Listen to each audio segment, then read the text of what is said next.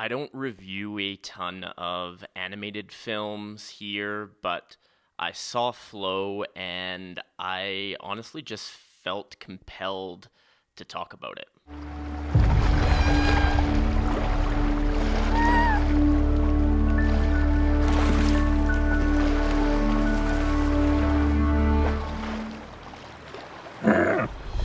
Look, full disclosure here, I have two black cats. One of them could very well have been the model for our protagonist here, so I may be slightly biased, and Flow might resonate a little bit more deeply with me as a result, but still, I really think that this is a film that anyone with a semblance of empathy, just in general, but of course specifically for animals, will really find it pretty powerful. The project comes from Latvian director, animator, composer Gints Zilbalodis. Apologies for my terrible Latvian pronunciation. He has directed one feature animated film before this in 2019 with Away, which was a silent animated picture, and he composed the score to that film himself.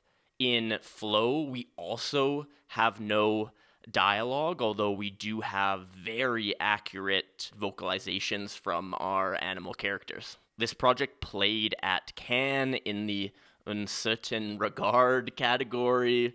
Oh, that's terrible French. Basically, this category recognizes films that are a little bit different in their content or approach to storytelling. Previous films in this category include projects from Yorgos Lanthimos in Dogtooth, for example, and more recently, the now movie film How to Have Sex. And Flow has been chosen as Latvia's pick for Best International Feature, putting it forward for the Academy Awards. I would love to see it get a nomination in Best Animated Feature for sure. Flow follows our protagonist, Cat. Again, there are no names given to these animals because there is no dialogue.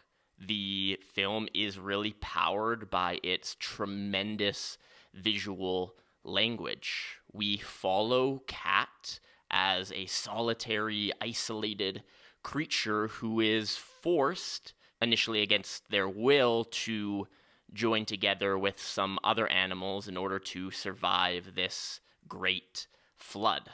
Of course, there is some clear connection to Noah's Ark here, as we have a group of animals traveling on a boat during a great flood, but its religious symbolism mostly ends there. It's not a one-for-one by any means.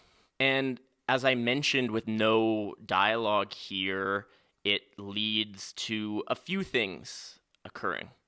One, it requires the visual storytelling language to be strong, and that is undoubtedly the case here. There's some gorgeous 3D animation, but interestingly, not every bit of the frame is rendered, and it's animated to resemble handheld footage. It's almost like this is found footage at times of Cat and the experiences of that creature. When asked about the project, the director described it as an intuitive flow of fantasy. Of course, a connection to the title of the film, but very much a description of the style of animation. It is very smooth, it flows from scene to scene and is really enrapturing. It is super engaging, and despite, as I mentioned, some shots not being fully rendered intentionally, so the details and the movement of our characters is really tremendous. In more mainstream animation that uses animals as characters, we generally just have characters that end up being stock human characters rooted in stereotypes that we can all recognize. They're not really about the animal themselves, but here in Flow, the animation is so precise to the animal, and the emotions, the minutia of the movement is so precise again that it really is a reflection on the animal and not just a cheap metaphor for some not so subtle human characteristic. If you have ever had a cat, the details here are really tremendous. Just little things with the ears and the tail. Again, those micro movements that, if you know your animal well, tell you so much. It makes a lot of sense because the animators apparently spent hours upon hours upon hours just watching cat videos, and that is clearly shown in the final product. There are some other animals that are shown in the film as well. Dog, most notably, kind of as an intentional juxtaposition to the solitary nature of cat, but we have some birds, we have a capybara, and some others as well. Most of the project is very grounded and rooted and subtle. There are very long takes. The editing is not particularly complex. It's very minimalistic. And that, of course, allows the viewer to connect on a more real level to our protagonist. Again, it's so strange and impressive what has been done here. I watched this in a fairly packed theater at the Calgary International Film Festival, and you could hear the laughs, you could hear the sniffles, you could hear the clear empathy that almost the whole audience was able to develop with this animated cat. This film would actually be a beautiful example to teach students in film school about composition of a frame, about developing characters, about hitting emotional beats, all without dialogue. It's really impressive work.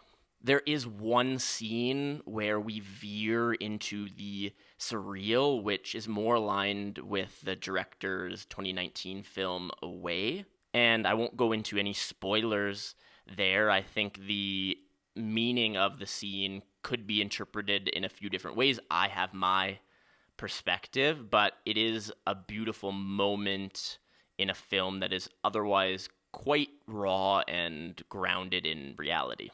The sound design here is tremendous, particularly in scenes that veer between being underwater and above the surface, and the minutia, the micro expressions from the animals are pretty brilliant. The meows, the cries, all of these things have such clear subtlety that convey these different meanings. All of that being said, it runs at just under 90 minutes, and it probably couldn't push it much longer without losing the audience's attention. Again, it is in most ways a fairly simple film. There's no dialogue. We're following this one animated character and their interactions with some other animals, so the length is perfect, and the thematic exploration is not super deep, right? It's about